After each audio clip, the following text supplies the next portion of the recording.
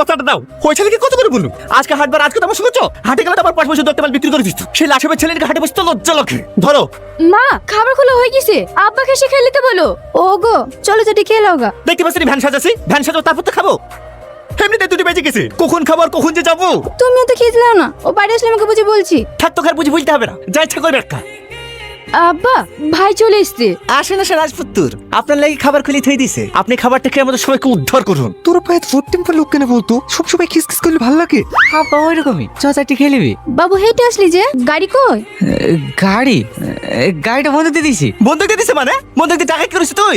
ইকবল ভাই টাকা পাইতো, ও টাকাগুলো সব শোধ করে দিনু। করিস কি রে? কত টাকা গাড়ি কিনে আসলো, ভেবেছিল হাটে মালটাল কিনতে যাওয়া হবে। আমি একটা ছেলে মানুষ করেছি, জান জীবন সব জ্বলি দিল। শুধু ডিম যে, মাছ মাংস কিছু লাওনি? হ্যাঁ তোর লাগি হোটেল খুলে থই দিছি যে, মাছ মাংস খাসি সব পাবি। 3 বেলা বসে বসে খাবে আর বন্ধুদের সাথে সারাদিন ভান্ডামি করে বেড়াবে। খাওয়ার সময় ছেড়ে দেবো না তো। বাবু তুই খেলে নিজের ঠিক মতো খাবার জোটে না, আর কোথাও কোন বন্ধু ধরলে চলে আসবে।